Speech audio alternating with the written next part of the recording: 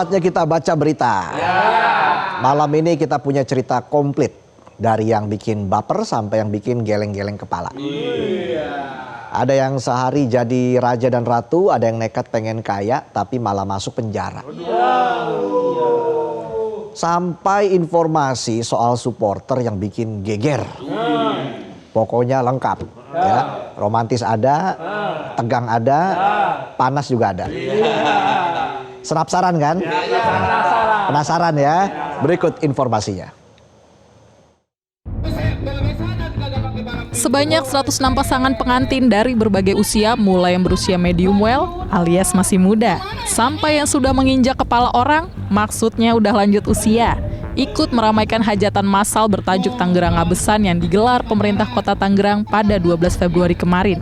Jadi ceritanya, setelah sebelumnya para pasangan ini resmi mengikuti isbat nikah, sekarang giliran mereka merasakan yang namanya resepsi pernikahan yang proper. Nggak cuma datang, salaman terus pulang, tapi benar-benar resepsi lengkap. Ada arak-arakan pengantin, ada mimbar megah, bahkan suasananya dibuat sehangat mungkin dengan sentuhan budaya khas Kota Tangerang. Pokoknya sehari jadi raja dan ratu, sehari aja dulu, besok balik jadi rakyat lagi. Yang bikin makin seru, ada tradisi adu pantun palang pintu. Kadang pantunnya serius, kadang bikin senyum-senyum sendiri. Ditambah ada penampilan musik tradisional gambang kromong yang menghidupkan suasana. Jadi nggak cuma resepsi, tapi juga ajang pelestarian budaya lokal.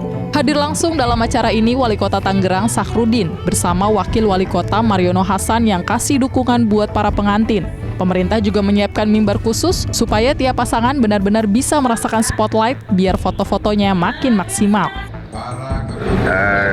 Kita laksanakan kemarin isbat nikahnya dan pencatatan perkawinan, dan hari ini juga kita fasilitasi mereka untuk melaksanakan resepsinya.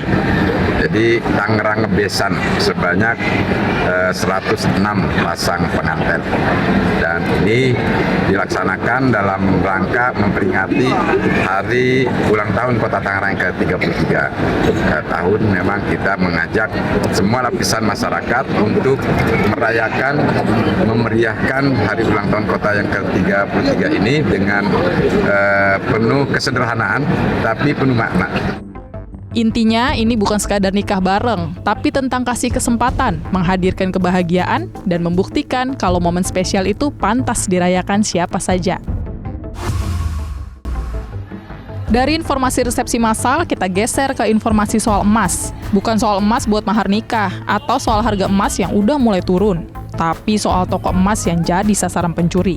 Jadi ceritanya, siang hari di sebuah toko emas di Makassar, Sulawesi Selatan, tiba-tiba dikagetkan oleh aksi seorang emak-emak. Gayanya kalem, gak ada tanda-tanda bikin onar. Tapi ternyata di balik gayanya yang santai, dia bawa bekal yang bikin ngeri. Dia membekali diri dengan 2 bom molotov. Buset, ke toko emas bukannya bawa duit, malah bawa bom molotov. Dia masuk ke toko dengan dalih mau beli emas dalam jumlah besar. Modusnya klasik, pura-pura jadi pembeli serius. Tapi saat mau bawa kabur emas senilai 1 miliar rupiah, aksinya ketahuan. Hingga terjadilah cekcok antara pelaku dan penjaga toko. Situasi pun panas, padahal bom molotovnya belum dilempar.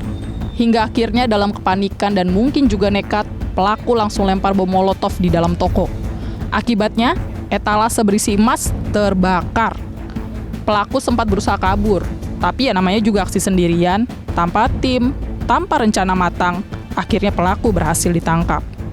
Dari hasil penyelidikan awal diketahui pelaku nekat melakukan aksi ini karena terlilit utang. Tekanan ekonomi memang bisa bikin orang gelap mata, tapi tetap aja, jalan pintas seperti ini ujung-ujungnya bukan menyelesaikan masalah, tapi malah nambah panjang daftar masalah. Seorang pelaku dia ingin melakukan pencurian di toko emas di Sombauku